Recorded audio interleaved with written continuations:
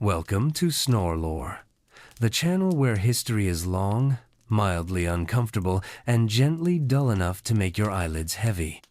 This is the place where battles are narrated like grocery receipts, swords are described in painstaking monotone, and even the most brutal moments in history are flattened into soothing drudgery. Before we dive into tonight's trek through mud, blood, and bowel movements of the 14th century, I invite you to perform the sacred rites of the internet. Please like this video if your pulse is still functioning, subscribe if your standards are low enough, and leave a comment telling us when and where in the world you are tuning in from. Midnight in Warsaw? 2:37 a.m. in Tucson? We want to know the time and place where medieval suffering lulls you into a deep, blissful sleep. Tonight, we're going to find out exactly why you, a modern person with breathable fabrics, toothpaste, and an immune system not ravaged by fleas, would not survive a single day on a medieval battlefield. Not a week. Not a battle. Not a meaningful campaign, just one day. One grueling, chaotic, deeply unhygienic day. The concept of war, for most of human history, has been less about flags, glory, and honor, and more about trench foot, dysentery, and being stabbed in the leg by a boy who hasn't hit puberty but has definitely hit something with a spear. In the medieval world, going to battle wasn't a dramatic slow-motion scene accompanied by epic orchestral swells. It was a loud, muddy affair filled with miscommunication, unwashed bodies, and the omnipresent possibility of death by a donkey cart accident. Now, let's be clear. You are not a knight. You are not even a squire. You're not wearing a shiny helmet. No one has lovingly polished your cuirass. No bards are singing your name. You are a body. A very replaceable one. You are here because a noble family with a double-barreled name you can't pronounce had a disagreement with another noble family over something no one will remember in 10 years. Possibly about land, possibly about sheep, possibly because someone looked at someone else's goat the wrong way. Doesn't matter. The important thing is, you are now a soldier. Technically. More accurately, you're a person who was handed a stick with some metal glued to it, yelled at in Old French, and pointed toward a distant hill full of other confused peasants. You do not know what you're doing. No one cares. Your job is to fill space and, ideally, stab someone else before you are stabbed yourself. This is the apex of military planning in the 14th century. Your day begins at dawn, or possibly before. Time is a vague concept here, measured mostly by roosters, prayer bells, and whether or not you can see your own breath. The air smells like damp wool, stale beer, and manure. You are cold, you are underfed, your boots do not fit. Someone has just coughed directly into your mouth. This will be a recurring theme. There are no training drills, no helpful tutorial, no tactical briefings.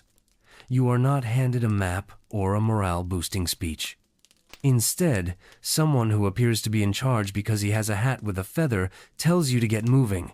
You are handed a weapon you do not recognize.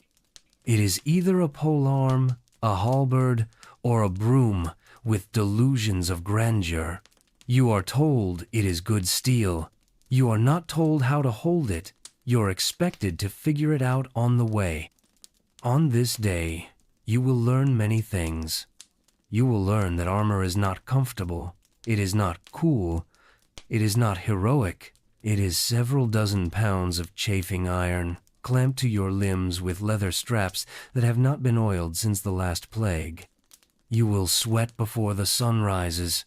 You will find new muscles you didn't know could ache.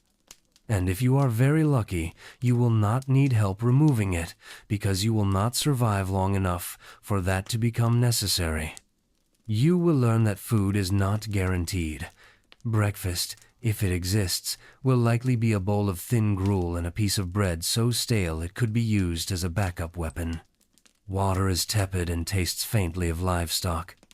Ale is warm, flat, and the only thing numbing the early signs of dysentery. Cutlery is a luxury for nobles and people not currently bleeding. You will learn that the act of marching is less a noble progression and more a collective act of stumbling, slipping, and stepping in things you'd rather not identify. Your companions are nervous, irritable, and all armed. Many will die today. A few will lose limbs. One will be kicked fatally by a horse before the fighting even starts. You hope you are not that one. And if you make it to the battlefield proper, you will be greeted not by glorious maneuvers or organized formations, but by chaos. Lines break quickly, orders are misunderstood. The air fills with smoke, screaming, and the sound of metal hitting bone. You are disoriented. Your weapon is heavier than expected. Your helmet restricts your vision to the point that you may, accidentally, attack a shrub, or an ally, or nothing at all. This video is not about battles won or lost. It is not about strategy or brilliant leadership. It is not about kings or castles or coats of arms. It is about you, a thoroughly unremarkable, accidentally conscripted modern human dropped into a world where every moment is an opportunity to be maimed by a stranger with lice. So lay back. Let the mental image of medieval incompetence wash over you. And let us guide you, hour by hour, through the kind of day that makes you thankful for indoor plumbing, mouthwash, and padded insoles. This is your day on the medieval battlefield, and you are absolutely not going to survive it. Let's begin. There is a moment, brief and unceremonious, when someone gestures vaguely in your direction and tosses you a bundle of something that clangs. It lands at your feet with a dull thud, scattering bits of straw and dust into the air. This, you deduce, is your armor. No one explains how it works. There is no manual, no instructional diagrams. Just metal, cold, dented, unevenly shaped, and inexplicably moist in certain areas. You stare at it for a while, hoping it will assemble itself out of pity. It does not. Eventually, an older man approaches, though it's difficult to tell whether he is truly old or just prematurely aged by his circumstances. He snorts through his nose, mutters something unintelligible, and begins the process of transforming you from a confused onlooker into a heavily burdened liability. He starts with what appears to be a padded shirt. This is the gambeson, a thick, quilted garment that looks a bit like a stained mattress and smells like something recently exhumed. It is damp, it is warm, in all the wrong places. It laces up the front with a stubborn cord that resists every tug, like it knows what's coming and would prefer not to be involved. Once the gambeson is on, or more accurately, once it has been wrestled onto your body like an aggressive duvet, the chainmail follows. This is a shirt made entirely of tiny interlocking metal rings, deceptively heavy and unapologetically cold. It takes 3 people to pull it over your head. You lean forward so it can slide down your back and immediately feel as though your spine has filed a formal complaint. It settles around you with the weight and warmth of an iron blanket soaked in river water.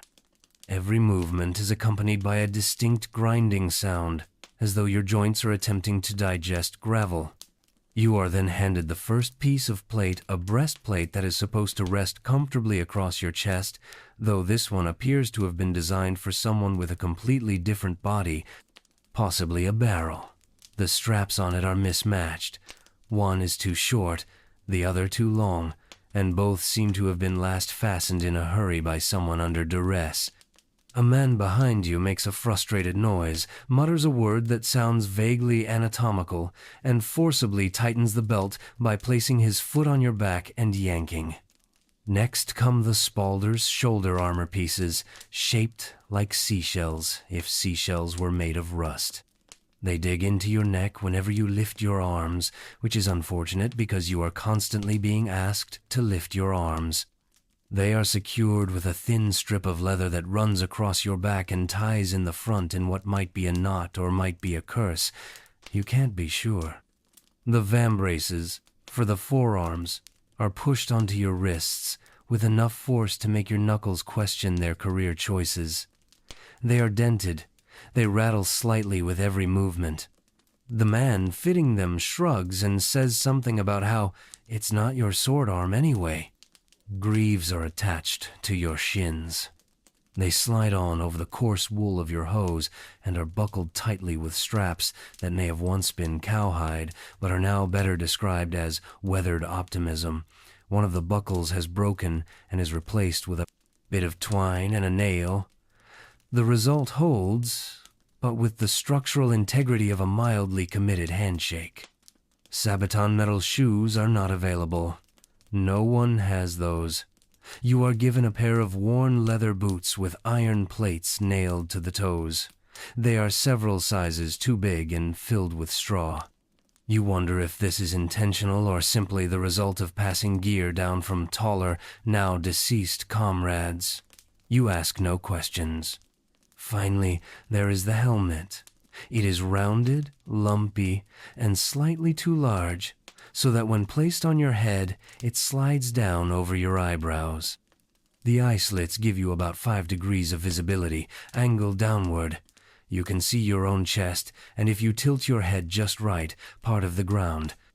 Breathing is possible, but only if you accept that your breath will immediately rebound into your face, hot and stale.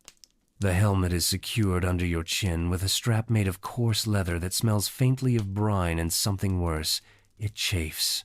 Once everything is on, and this process takes upwards of 45 minutes, though no one is keeping time you are told to move, you attempt to take a step. The armor shifts slightly, redistributing its weight in the same way an avalanche redistributes snow. You take another step. Your thighs already burn. Bending is no longer realistic.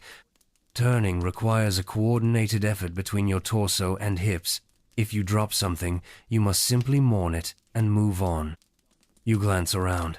No one else seems particularly comfortable either.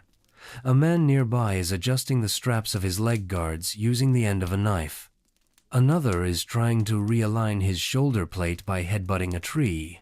A third is simply lying on his back, staring at the sky, possibly meditating or possibly experiencing a minor crisis. The armor is meant to protect you. This is its theoretical function. In practice, it is a metal exoskeleton designed with no regard for the existence of cartilage. It is hot in the sun, cold in the shade, and endlessly noisy. Every movement is accompanied by creaking, scraping, and the occasional clank that sounds suspiciously like something important falling off. You try to sit. You cannot. You try to kneel.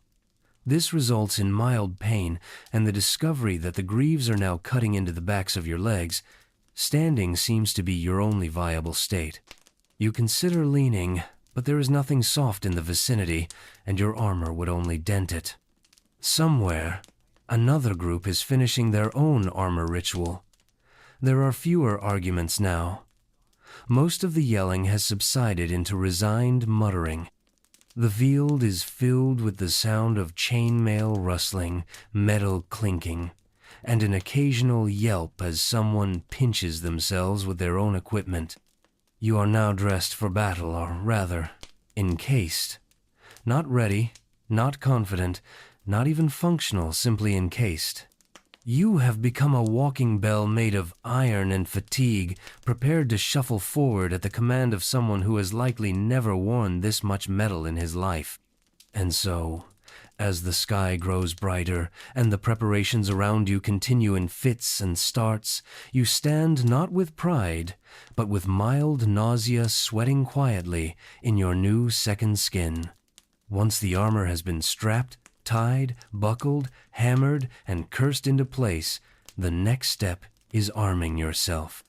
This process is less about being given the right tool for the job and more about being handed the closest blunt object someone else hasn't already claimed. You are not issued a weapon in the way modern minds understand the concept. You are, instead, made to wait in line behind three men arguing about which end of a poleaxe is the business end. A man stands beside a makeshift rack of weapons. This rack is actually just a broken fence post with various implements leaning against it, as if they've wandered here by mistake and are too tired to leave. He squints at you as you approach, as if trying to determine whether you're left-handed, right-handed, or simply doomed. After a moment, he shrugs and gestures toward the pile. Your choices include a short sword with a blade that curves slightly, possibly due to age or repeated trauma, a long wooden staff capped with a corroded metal spike, and something that might be a flail. Though the chain is so short, it seems less like a weapon and more like an aggressive bracelet. You reach for the least horrifying of the options. He slaps your hand away and instead hands you something called a billhook. The billhook is in essence a farming tool with aspirations.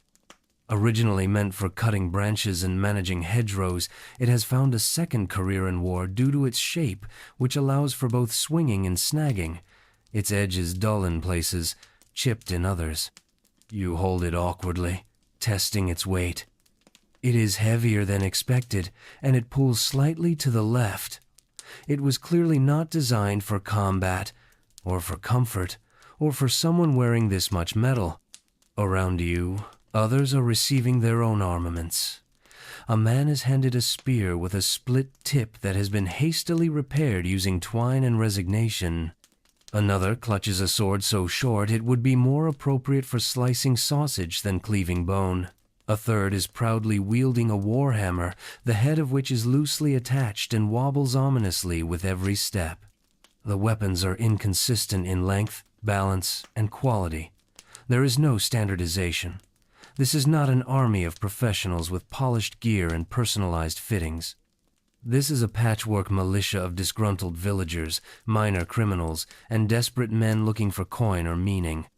Their weapons reflect their mood, anxious, poorly maintained, and liable to malfunction at the worst possible moment. You swing the billhook experimentally. It lags slightly, creating a half-second delay between intent and execution. If you were to actually strike someone with it, it would do damage, certainly, but you would likely feel most of it in your wrist, elbow, and shoulder. It does not feel like an extension of your arm. It feels like an obligation you can't put down. The man who gave it to you watches your swing and nods with what might be approval or amusement. He hands you a second item, a small wooden shield, round and concave, with a leather strap that cuts into your forearm. It is painted with something that might once have been a coat of arms, but now resembles mold. You are told not to lose it. You are not told how to use it. Nearby, someone is practicing with a halberd, which is a pole weapon featuring an axe blade, a spike, and a hook, a sort of medieval multi-tool for making enemies regret their decisions. The wielder spins it once, immediately loses control, and topples over backwards. A few people laugh. No one helps. Another man swings a morning star. It's a spiked ball on a chain connected to a wooden handle. It is exactly as ridiculous as it sounds. He attempts to demonstrate his technique, which ends with the weapon recoiling into his own knee. He limps off, swearing loudly in a dialect that suggests he's from the swampier end of the region. There are bows, but very few. Arrows are expensive, and longbows require months of training and years of muscle conditioning. You are not given a bow. No one trusts you with a bow. You are given a bludgeon with sharp bits and asked to aim for anything that moves in the wrong direction. Some lucky few carry proper swords. These are men of higher status, not nobility necessarily, but perhaps professional soldiers or wealthy enough to own something that doesn't double as agricultural equipment. Their swords are straight, relatively clean, and carried with the kind of grim familiarity that suggests frequent use. You watch them for a moment and wonder what it would feel like to hold a weapon with purpose. Not one that rattles, not one that looks like it was pried off a scarecrow. Something balanced, reliable. But this is not a story about balance. This is a story about whatever was left behind after better weapons were taken. The man at the weapons pile begins gathering up the remaining arms. He kicks one into the mud with his boot, snorts, and turns away. The line of soldiers disperses, now armed, though not necessarily ready. Many are adjusting their grip. One is staring at the head of his mace as though it might start speaking. You find a spot in the field, away from the worst of the noise, and examine your equipment again. The billhook's handle has a small crack running through it. The shield strap is fraying. You tighten it anyway, because that's what people around you are doing, and the safest option seems to be copying those who look like they know what they're doing even if they don't. No one checks to see if your weapon is properly secured. No one inspects your gear for quality or safety. The burden of preparation is yours alone. This is how armies function here, loosely, chaotically, and with the unspoken understanding that survival is often a matter of chance, not design. A distant shout interrupts your thoughts. It is not clear whether it is a command, a warning, or an argument.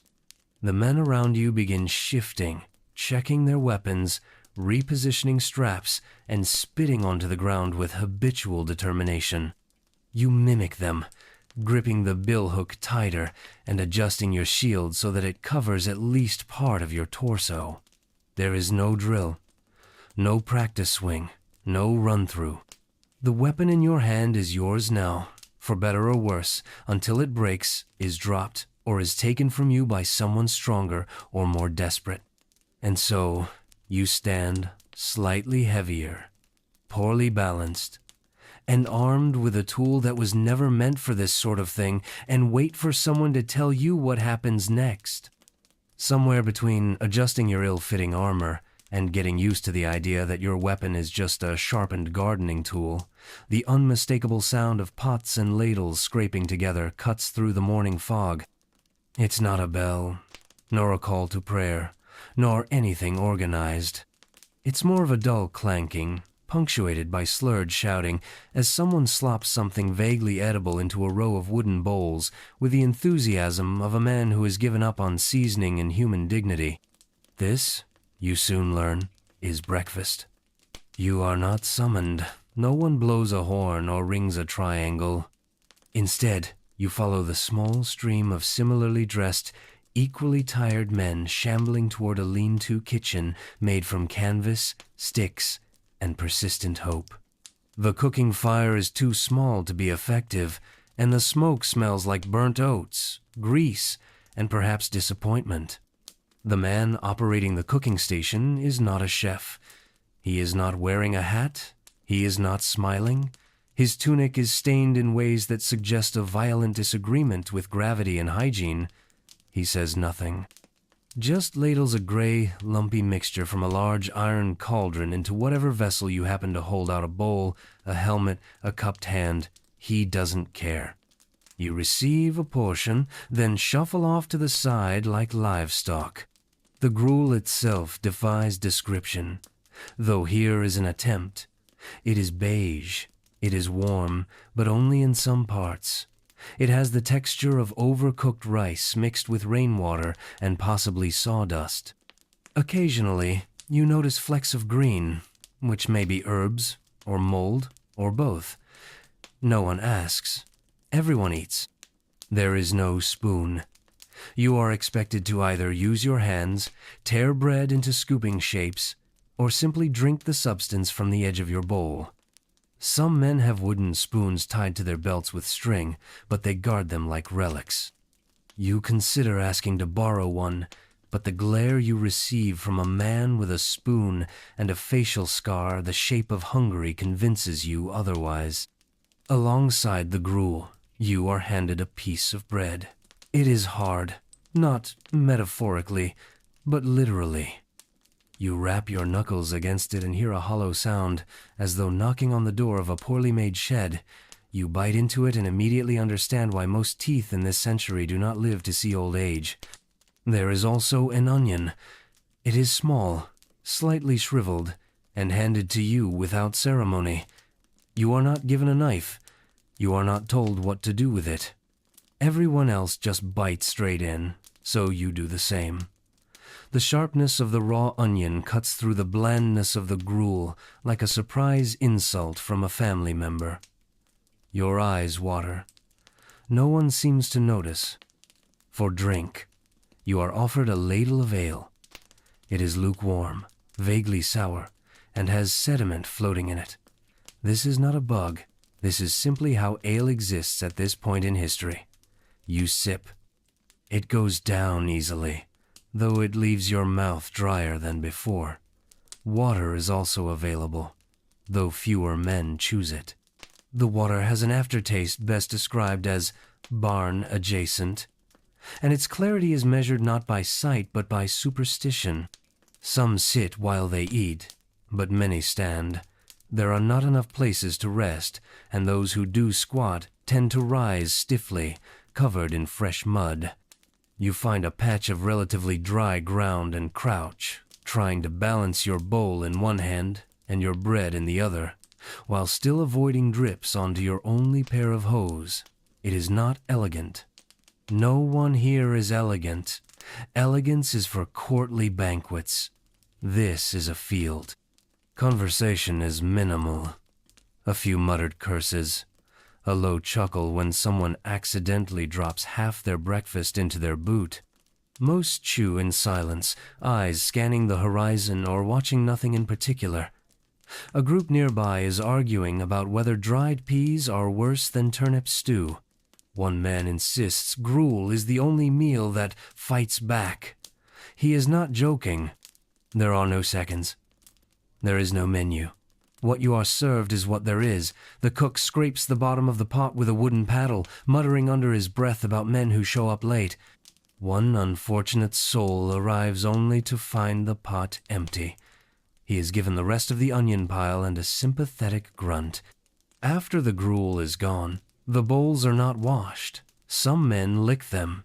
Others simply toss them into their packs, bits of residue clinging to the insides to ferment throughout the day. One man turns his bowl over and uses it as a makeshift stool. Another picks his teeth with a twig. You finish your food such as it is and place the onion core in your pocket.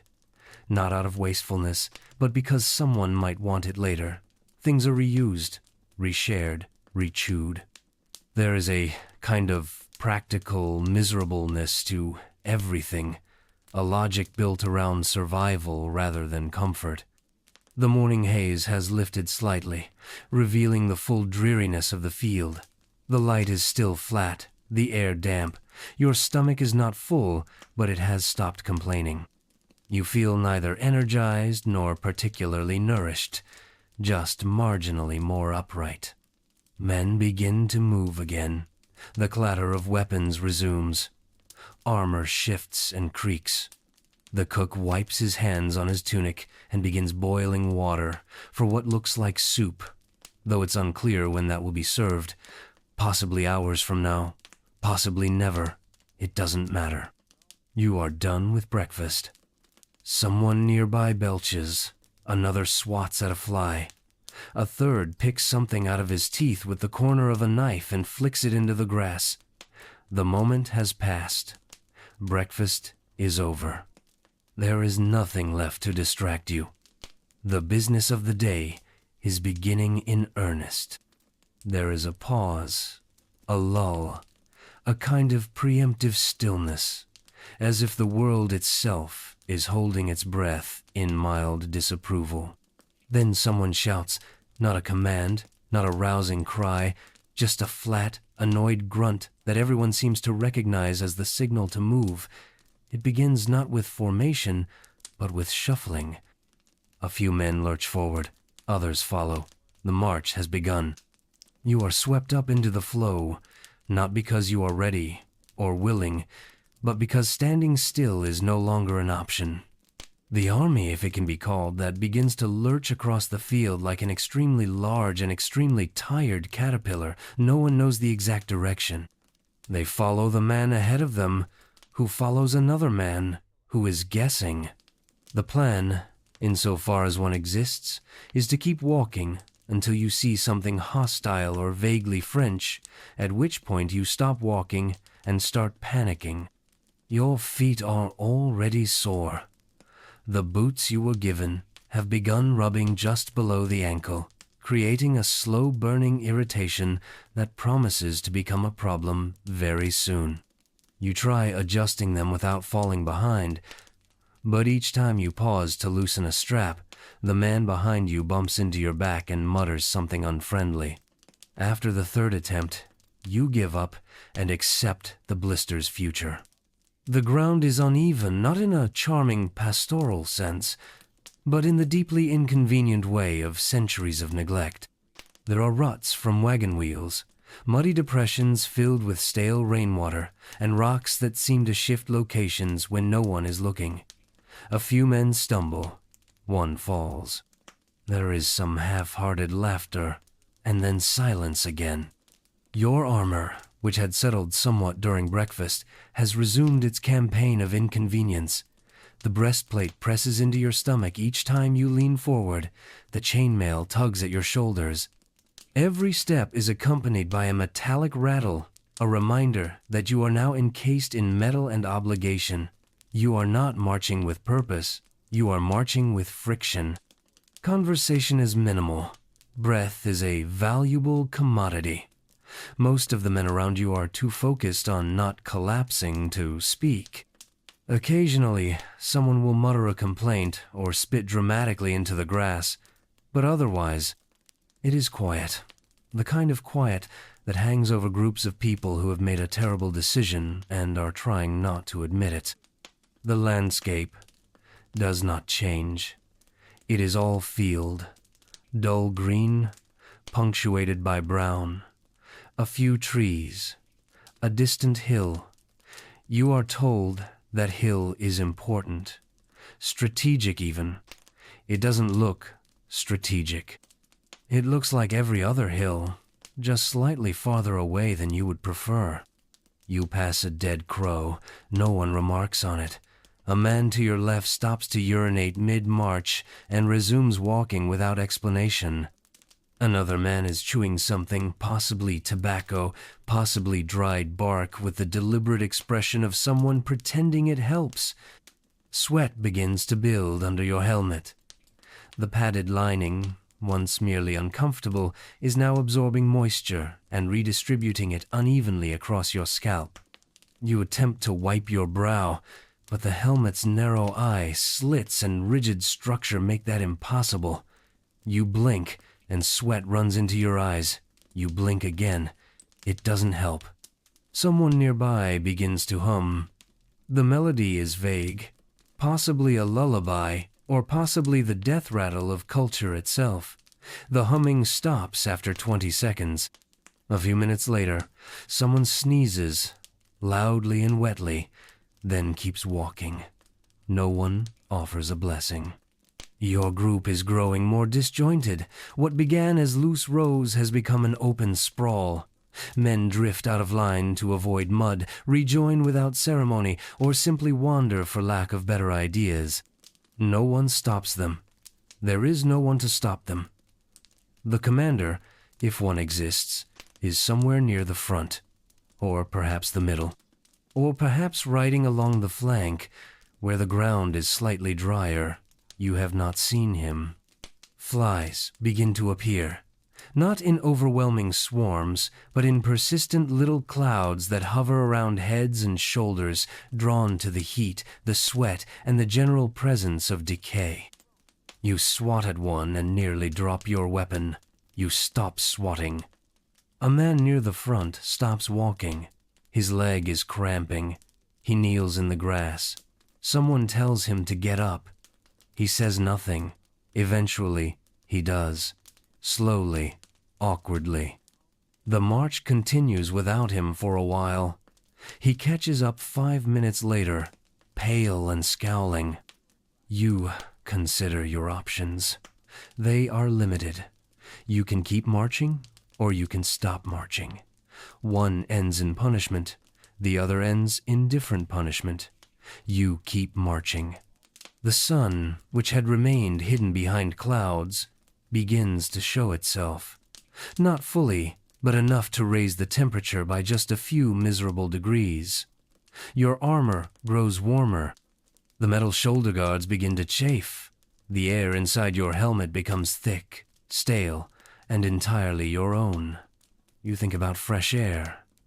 It seems theoretical. The path ahead is now uphill, slightly, but noticeably. The men groan in chorus. Several stop to adjust their gear. A few simply slow down. One man turns around, looks at the field behind him, and sighs as if to say, "It wasn't great back there either, but at least it wasn't this." Someone coughs violently and does not stop. The sound is dry, ragged, unpleasantly familiar. He covers his mouth with a dirty cloth, lowers it, and resumes walking. His companion glances at him, then looks away. You try to measure the distance you've walked, but distance here has no real meaning. Time, too, is slippery. You have been walking for either 20 minutes or 3 days. You are not sure. Your legs feel heavy. Your back is sore. The sword at your side knocks against your thigh with a steady rhythm that you now hate more than anything else in the world. Eventually, you see it the edge of the battlefield. Not a marked place, not a designated area, but a shift in the mood. Men begin to slow. The line thickens. Weapons are checked. Armor is adjusted. Someone asks if this is it. No one answers. Another man nods, though he might just be trying to keep his helmet from sliding off. You have arrived, though no one announces it. There is no fanfare, just a general sense that the marching is over and something worse is about to start. You stop walking. You wait. When the marching slows, there is no official signal, no herald, no trumpets. Just a vague collective awareness that movement has given way to standing around, and standing around may soon give way to something less pleasant. The soldiers form a line, or something adjacent to one more of a loosely assembled congregation of armored individuals united only by confusion and proximity. Most of them don't know what's happening. They know a battle is supposed to occur. That much is clear. They've been told to arrive, to carry weapons, to walk in this direction. But beyond that, the purpose is murky. What hill is being taken? What field is being held? What enemy is approaching? These are details reserved for men on horses or in tents. The rank and file know only that they are here, and that they should probably be concerned. No orders are shouted. No ranks are called. Instead, there's a pause, filled with the sounds of armor settling, chainmail rustling, and quiet groans. Helmets are adjusted. Straps are checked and rechecked. Men stand idly, attempting to look busy while staring off into fields that don't appear to be offering any additional insight. The expected pre-battle speech does not arrive. There is no speech. Occasionally, one of the better-fed men near the front will raise a hand or a finger or make a sound that might be interpreted as leadership. But none of it is instructional. It's the kind of gesturing one uses when trying to wave away flies or explain something without having to commit to facts. Instead of commands, there is a drum. 1, then 2. Young boys, barely old enough to lift the instruments, begin beating out a rhythm. It's not fast or inspiring, just repetitive. A steady, unsynchronized thumping that serves less as motivation and more as a placeholder for silence. The beat is functional.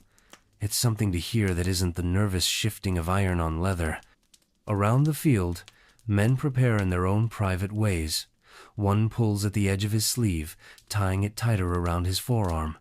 Another repeatedly lifts and lowers his sword, not for training but for familiarity.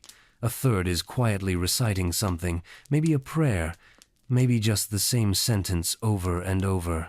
None of it is organized. There is no ritual, no collective moment. Psychological preparation is left to the individual, and most individuals are doing a poor job of it. Someone spits. Another man yawns, loudly.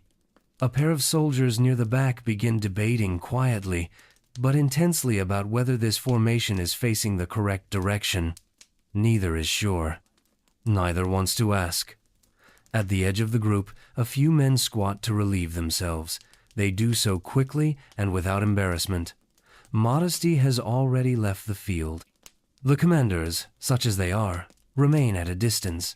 Their armor is cleaner, their horses more alert. They occasionally confer in hushed tones, pointing at hills, gesturing at maps. No map is shared with the rest. Whatever plans exist, they are not translated into instruction. The soldiers are simply expected to know where to go once the shouting starts. A priest passes through the ranks. His robes are dirty, his face drawn. He carries a cross and a small pouch of herbs. Some men bow their heads when he offers a blessing. Others turn away. He does not linger.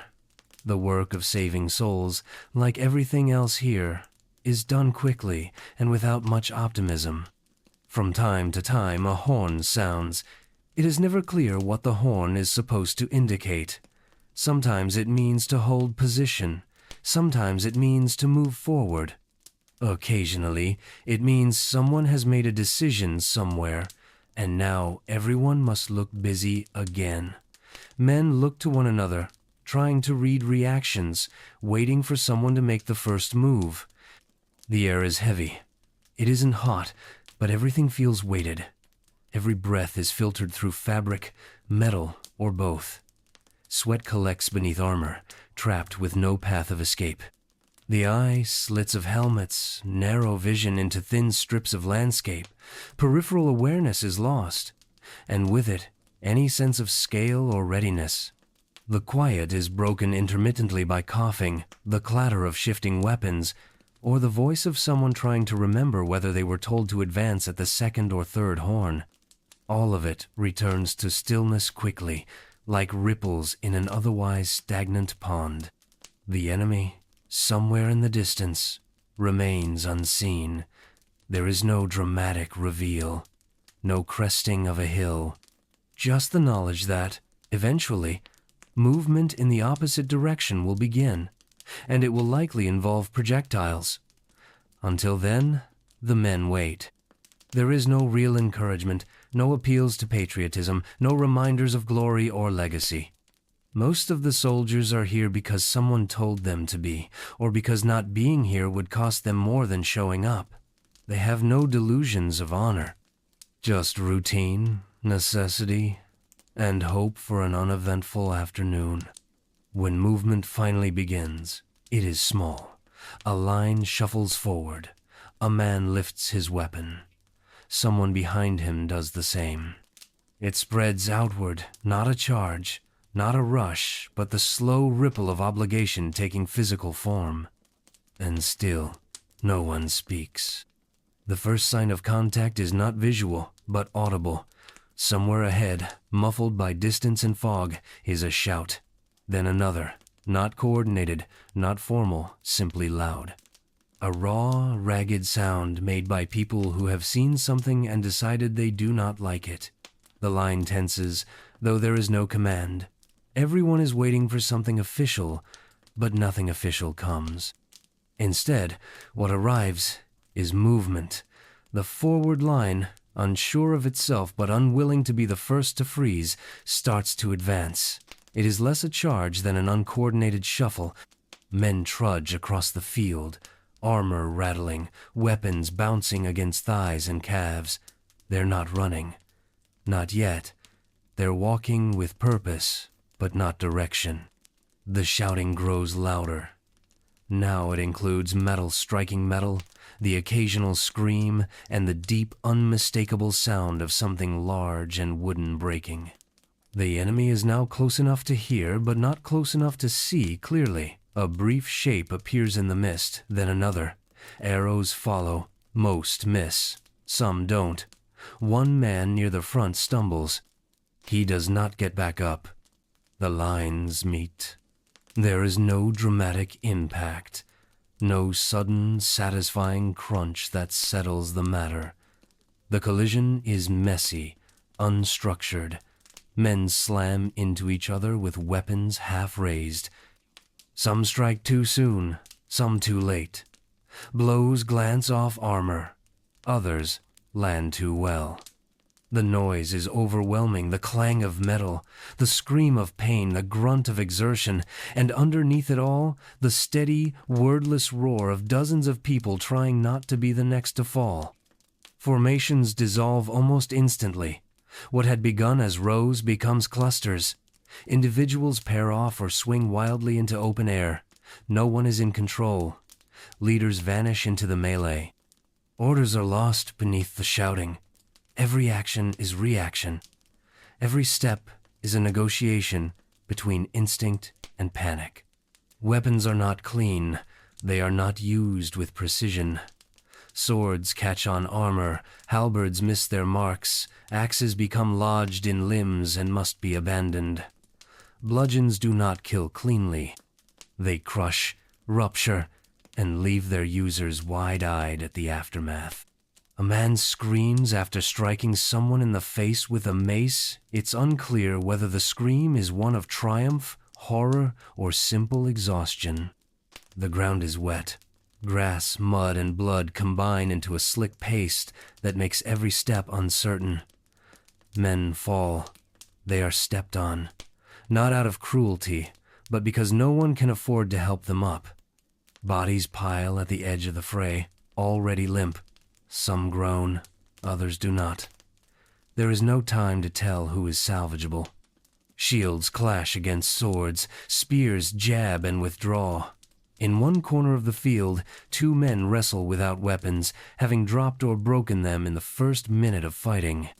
They grunt and roll, kneeing, biting, clawing at each other's helmets in a slow, awkward attempt to cause meaningful harm.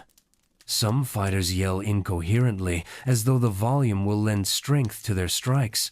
Others are silent, their faces pale, their eyes wide, focused only on what's immediately in front of them. There is no peripheral awareness, no thought for tactics, just a series of isolated engagements, most of them short, many of them brutal. Helmets are knocked loose, some men fight bareheaded.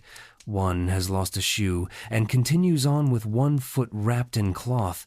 Another is swinging what appears to be a farming tool. No one stops him. He is hitting things with it. That is sufficient. The fog begins to lift, revealing more of the battlefield. It does not improve the view.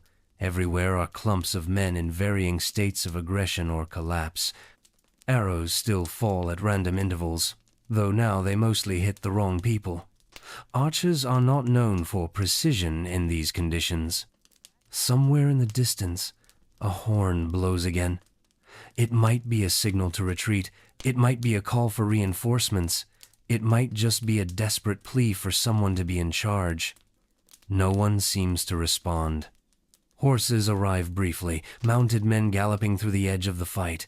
They trample more than they kill. Some horses rear, frightened by the noise. One throws its rider, who lands badly and is dragged several feet before being released. His sword is left behind. Another man picks it up and uses it with a kind of surprised efficiency. The longer the fighting continues, the more it slows. Not from strategy, but from fatigue. Arms grow tired. Weapons slip from grasp. Shields sag. Men fall and stay fallen, not because they are dead, but because standing up seems too ambitious. The line, if it could be called, that begins to stretch, thin, and break into smaller clusters again.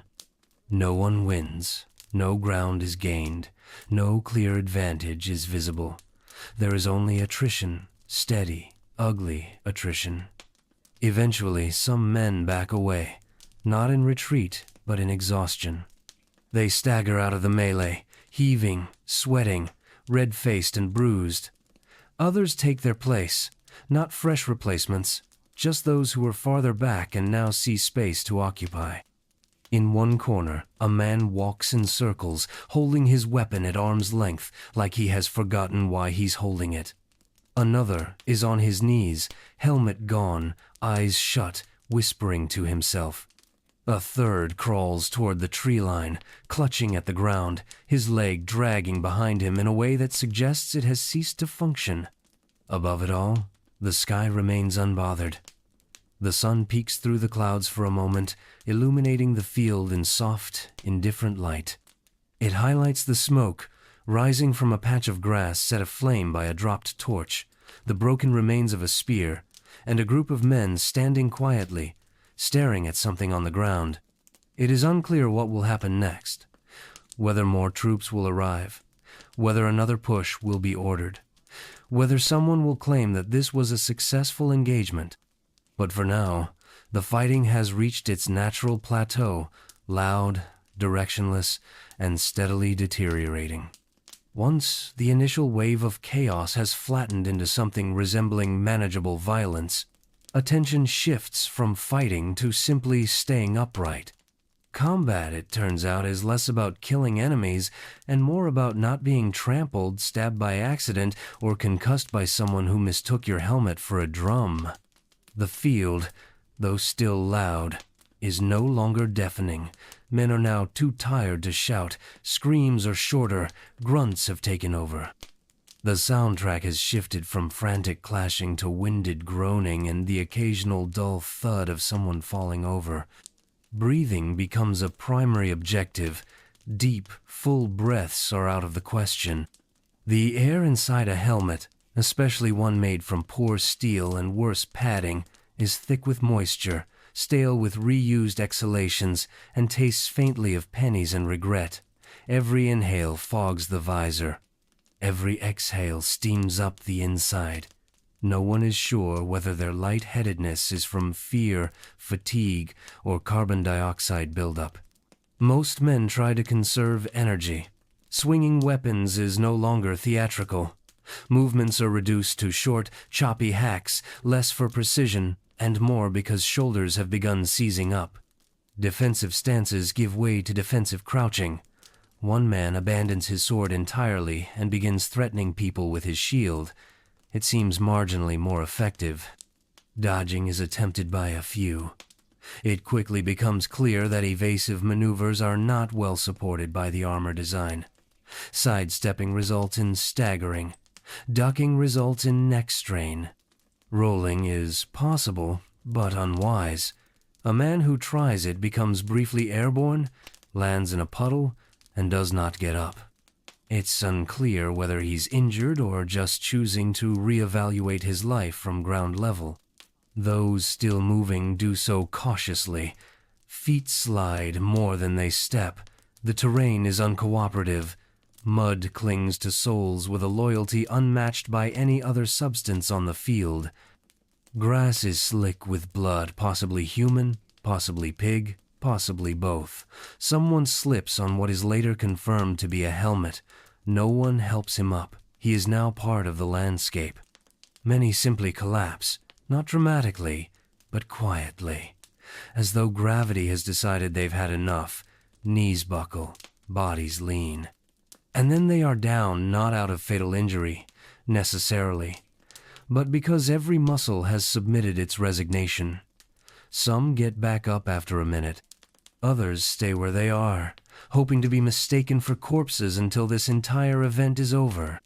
Helmets are discarded at a steady rate, not because it's safe, but because vision has become a priority over cranial security. Those who remove them are immediately blinded by sunlight and smoke, then hit in the head by something. It's a trade-off. One man opts for neither and simply walks with his eyes closed. Weapon loss is common, not through disarming, but disinterest. A spear becomes stuck in someone's armor and is left behind. A sword slips from a blood-slick grip and disappears into the grass forever.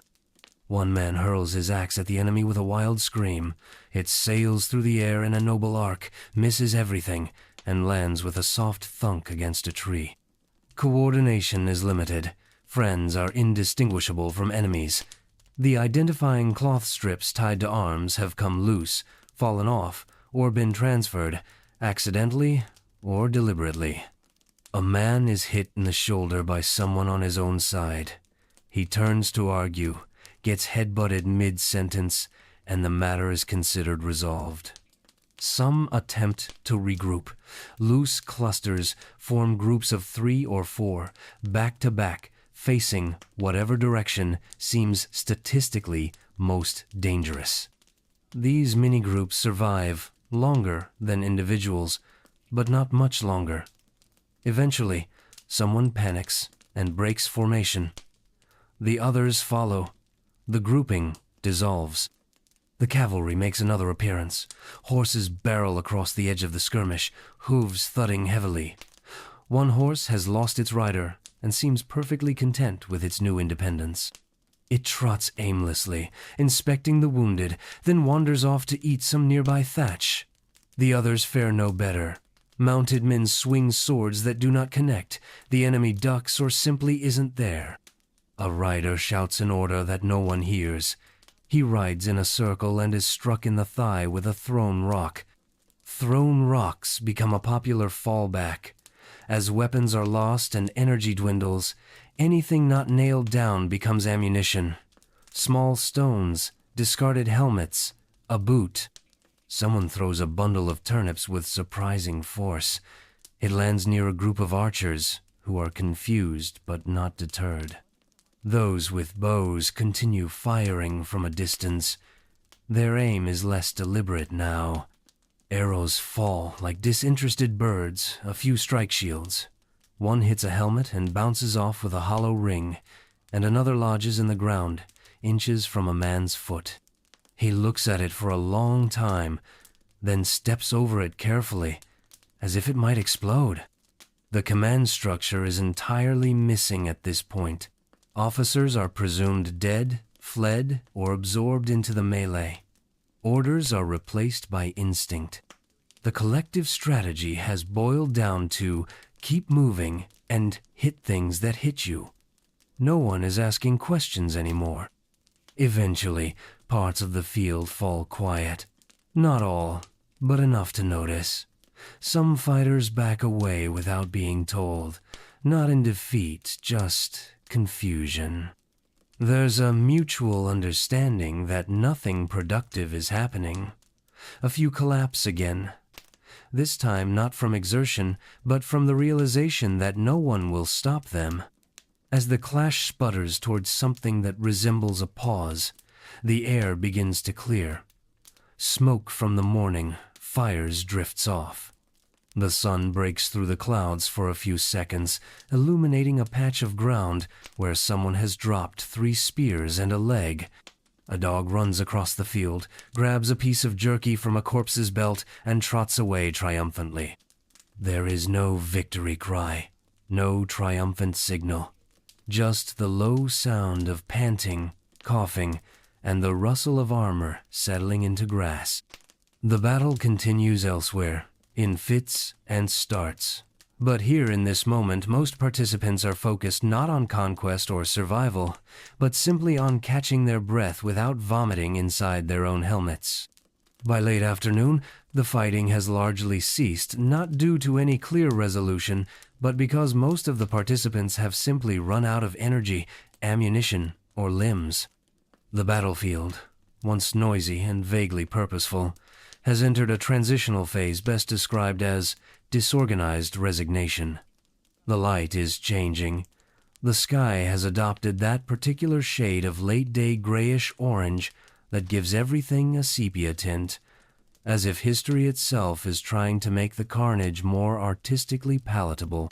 The field is quieter now, save for a few scattered groans, the creak of leather, and the ever-present cawing of opportunistic crows who have arrived early and enthusiastically. The scene is uneven.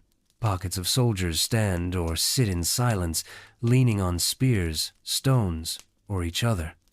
No one speaks at full volume. Most don't speak at all. Communication is now reduced to nods, shrugs, and the universal expression of a man who has discovered a new wound and is deciding whether or not to acknowledge it. Those still standing are covered in layers of grime that defy identification. Blood, sweat, ash, and soil have combined to form a kind of organic armor that is heavier than the chainmail beneath it. One man is attempting to remove his breastplate but has apparently forgotten how it was fastened. He pulls at a strap, curses, then gives up and sits down, clanking slightly. The dead are scattered irregularly across the terrain. Some lie alone, some in small piles. A few have been neatly stacked, though it's unclear whether this was for practical purposes or someone's misguided attempt at battlefield feng shui. There is no pattern, no noble arrangement, just bodies cooling, stiffening, and occasionally being stepped over. Not all are dead. A few injured lie, propped against rocks or slumped in shallow depressions, waiting to be noticed, treated, or ignored. One man has tied a strip of his own tunic around a leg wound with an optimism that borders on delusion. Another is poking at an arrow embedded in his thigh, as if trying to reason with it. Medical assistance, such as it exists, has begun arriving in the form of grim-looking men with rough hands and rougher tools. Their supplies are limited, their methods are blunt. No one is expecting miracles. The standard treatment for most injuries appears to be alcohol and threats. Meanwhile, others have turned to the more practical business of looting. It begins subtly, a glance, a quick step toward a motionless body, a hand reaching down, not for reassurance or comfort, but for a pouch or a visible piece of metal. Coins, knives, rings, and boots are the primary targets. Anything with leather or stitching is also fair game. One man cuts a length of belt from a corpse's waist and pockets it with the satisfaction of someone who has just made a sound financial decision. No one interferes. This is expected behavior. Looting is not discouraged. It is understood. An informal tradition. The spoils of war redistributed immediately and without paperwork. The difference between valor and theft, it turns out, is largely temporal. A pair of soldiers are methodically working their way down a row of the fallen, examining each in turn. One checks for valuables. The other flips bodies with a spear. It's an efficient system. They speak little, only occasionally debating whether something is worth carrying. A dented helmet is discarded. A flask, half full, is kept. Further off, a man is attempting to remove a boot from someone who clearly doesn't want it removed. The struggle is quiet but determined. Eventually, the boot comes loose, along with a wet sound that prompts both parties to reevaluate their life choices. The victor holds the boot aloft, inspects it, and then mutters something about it not even being the right size. Shields are stacked in a small pile near a tree, possibly for later use, possibly just to create the illusion of tidiness. A boy, not old enough to fight, but old enough to follow the scent of opportunity, darts between groups collecting dropped arrows and coins. No one stops him. Some nod approvingly. Amid all this, a few men begin cleaning their weapons, not thoroughly, but enough to prevent rust. A damp cloth is dragged along a blade, then wrung out and reused. Others simply wipe blood onto the grass or onto the nearest non-essential piece of clothing. The standard is not cleanliness, but basic functionality. One soldier finds his way back to a small cart filled with supplies that were deemed too heavy to carry into battle. He rummages through it and retrieves a stale hunk of bread and a flask of something flammable. He drinks, chews slowly, and watches the sunset as if he's earned the right to appreciate it. In the distance, what remains of the command structure begins to re-emerge. Officers, or at least men who remember being officers earlier in the day, begin to take note of who is still alive. Names are shouted. Some are answered. Some are not. A few men lie motionless, unwilling to move until someone confirms there's food. Tents are being pitched again, fires rekindled. Not everywhere, just in corners of the field where stability has returned. The rest remains dotted with bodies, abandoned gear, and the occasional man wandering in slow circles, unsure of where he started or what he was supposed to be doing. As the sun dips below the trees, the air grows cooler. The warmth of the day gives way to the chill of early evening, and with it comes a reminder that the battlefield is not merely a place of action, but also a place of consequence. The aftermath lingers. Nothing is over. Everything has simply paused. By now, the crows have grown bolder. They perch nearby, watching patiently, occasionally hopping forward to sample something unsupervised.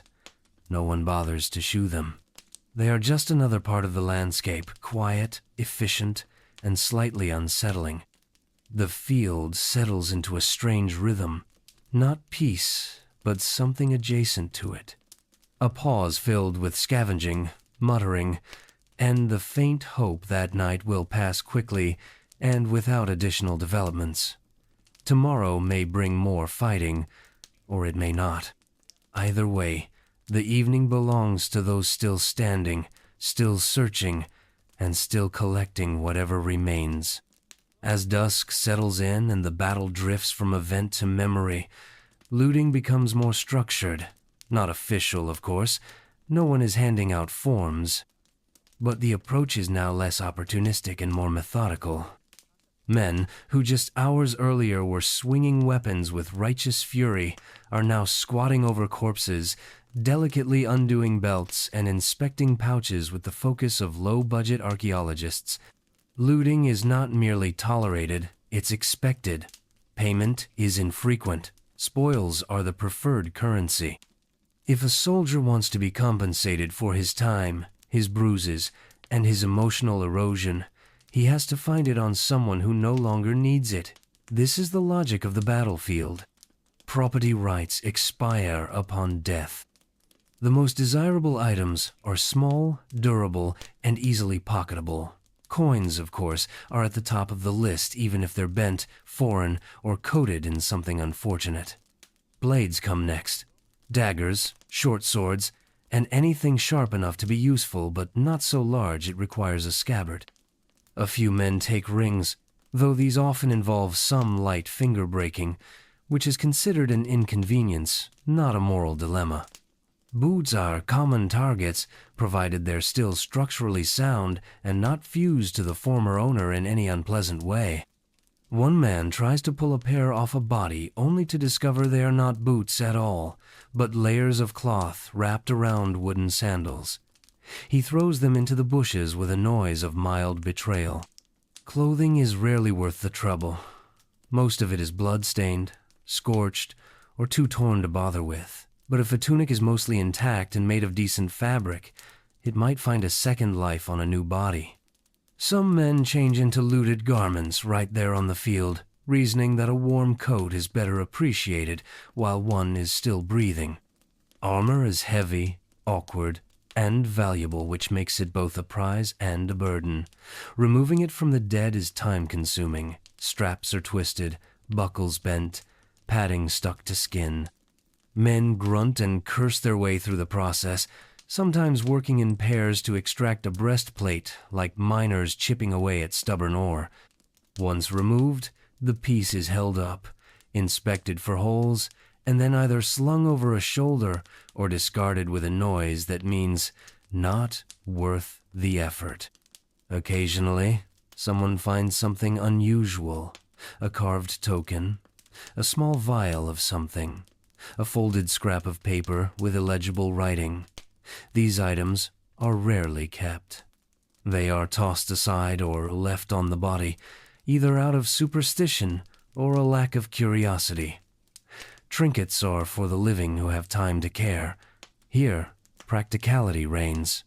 Weapons that were dropped during the fighting are also fair game. Many were abandoned mid-swing, stuck in armor or fallen into the mud. Swords are collected in bundles. Bows are snapped in half unless someone thinks they can repair them.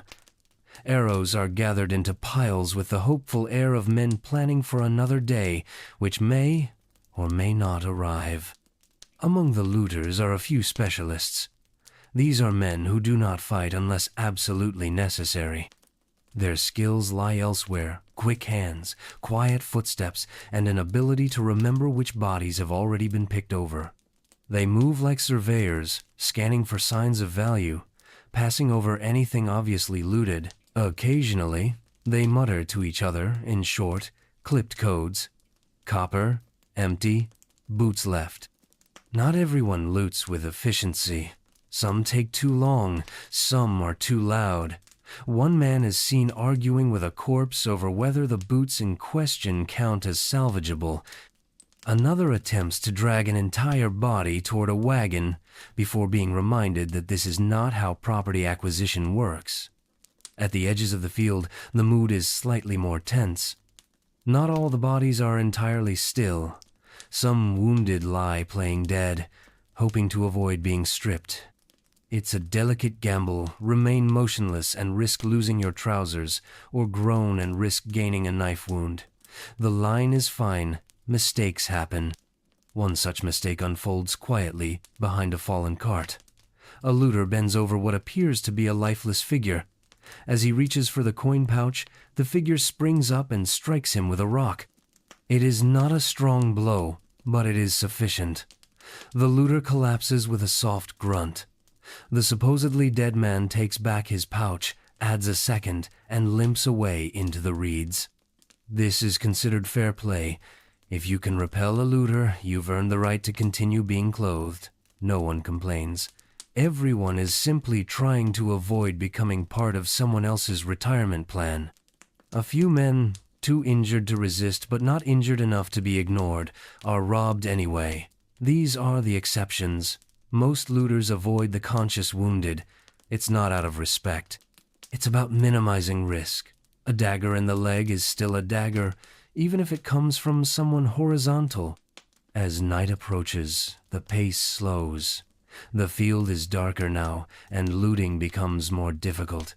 Torches are few. The firelight is inconsistent. Shapes become harder to distinguish. More than one man discovers he's been tugging on a tree root, not a scabbard. Another finds himself in a shallow puddle, muttering "never mind" as he stands and brushes himself off. Eventually, looting gives way to rest. Not sleep, exactly, but rest. The kind where men sit in uncomfortable positions, hunched over their own gear, sorting through whatever they've acquired. Coins are counted, blades wiped down. One man stares at a ring for a long time before tucking it away and saying nothing. Some fires are lit. Meals are prepared, small, dull, but edible. A few soldiers use their spoils to trade for better food or cleaner water. One man trades a pair of gloves for a half-finished bottle of something vaguely alcoholic. He drinks it in 2 gulps and immediately regrets both. As the last light fades, the field becomes still again. The dead remain. The living, somewhat richer, sit among them, not triumphant, not content, just still there. And for now, that's more than enough. As night settles over the battlefield, the business of bodily repair begins. It is not surgery. It is not medicine in the modern sense. It is something closer to damage control, conducted by men with limited tools, fewer theories, and an enduring suspicion of cleanliness. The designated medical tent is little more than a sagging piece of canvas stretched between 2 stakes, flanked by a crate of bandages and a table made from what used to be a door.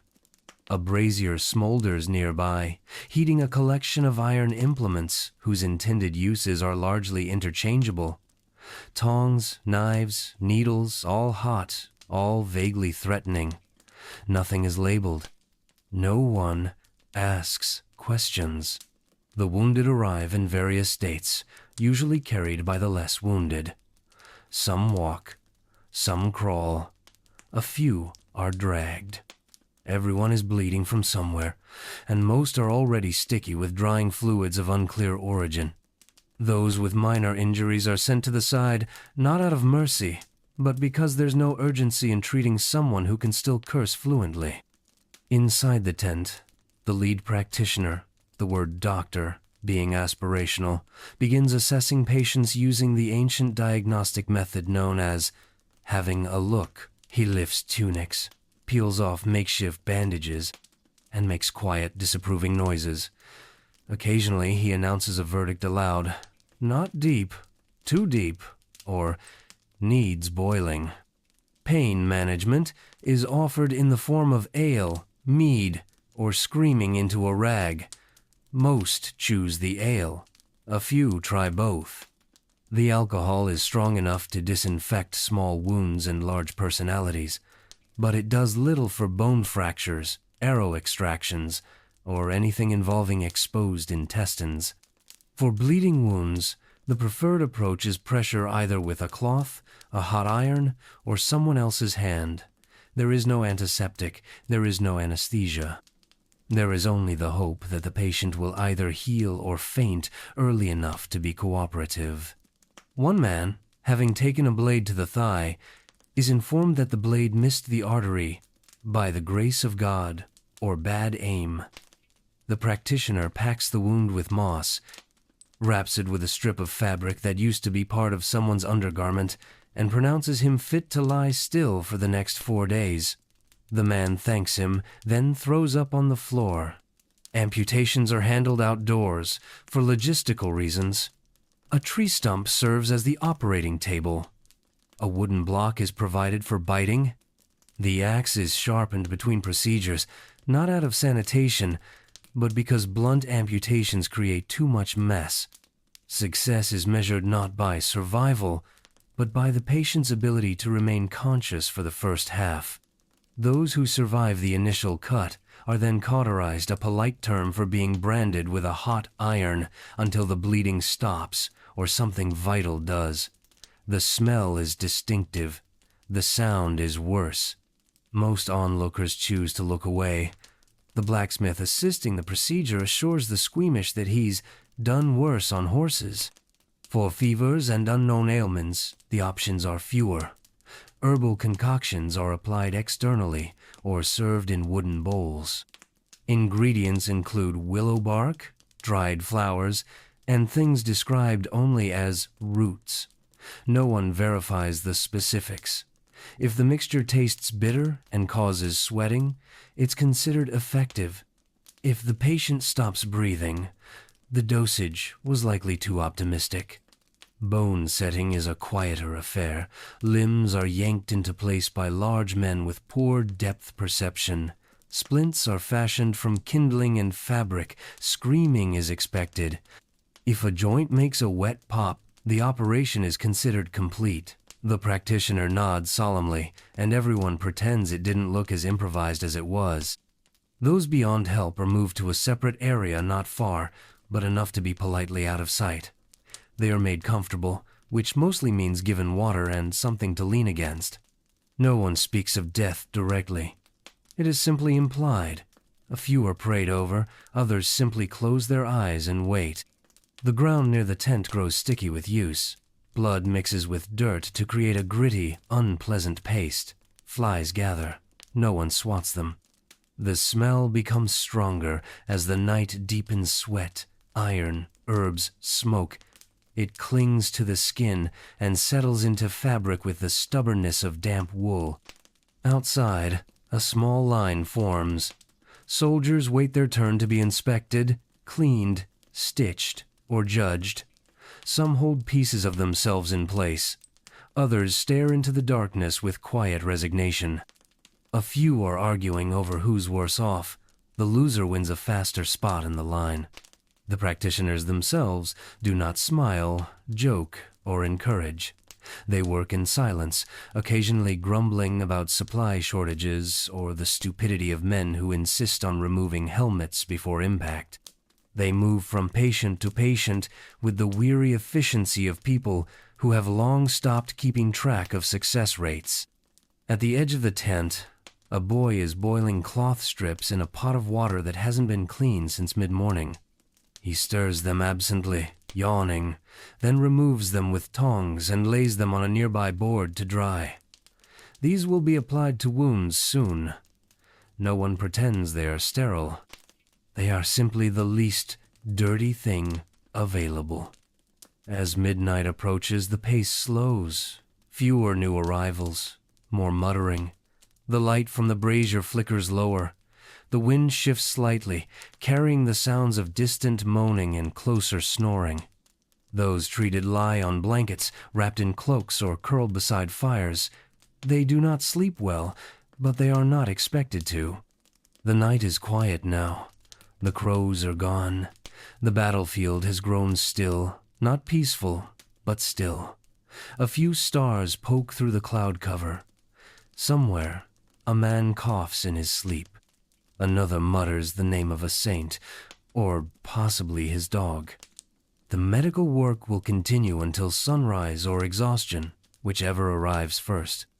As the field descends into the slow, aching rhythms of night, the battlefield settles into something resembling rest. Not sleep, not really, but the kind of numb, horizontal stillness that occurs when the body gives up before the mind. Men lie down where they can, in tents if they're lucky, in ditches, under carts, beside corpses if they're not. There is no bedtime routine, no evening prayers beyond a few murmured bargains with whatever power might still be listening. The air is cooler now, damp. A low mist begins to collect in the uneven spaces of the field, settling into footprints, wagon ruts, and the shallow impressions left by bodies no longer present. The temperature drop does not help the wounded. It tightens muscles, slows breath, and makes blood congeal in new, less helpful places. Men shiver inside stiff tunics. Others remove bits of armor, but only the ones that can be slipped off without assistance. No one is taking off greaves or breastplates. Most lack the energy or the confidence that they'll be able to get them back on. Injuries fester quickly. The makeshift dressings applied hours earlier are now soaked, shifted, or discarded. Infection doesn't wait. It starts fast, with a quiet heat that creeps along the skin and burrows inward. Redness spreads, swelling begins. For some, fever arrives before dawn. For others, it begins as a distant ache in the jaw, or a foul taste that doesn't go away. These symptoms are not often reported. There's nothing to be done, and complaining would only delay the grim business of pretending things are fine. The rats come next. Small, gray, efficient. They travel in low, darting motions, drawn by the promise of open wounds and the relative absence of movement. They are not brave, but they are persistent. The men sleeping in the open swat at them reflexively. Some tie cloth around their ankles. Others sleep with one eye open, or not at all. Fires are scattered across the camp, most burning low, barely enough to cook the weak stew that serves as supper. The stew itself is a thin affair, with occasional chunks of root vegetable or gristle to break the monotony. It's served in communal pots and eaten in silence. No one eats heartily. Stomachs are unsettled. Appetite has become a memory. At the edge of the encampment, a man groans in his sleep. It starts low, then builds into something more distressed. A neighbor prods him with a stick. When the groaning doesn't stop, he gets up and walks away. The rest remains still. Some problems are best left to resolve themselves. Sentries are posted, but not reliably.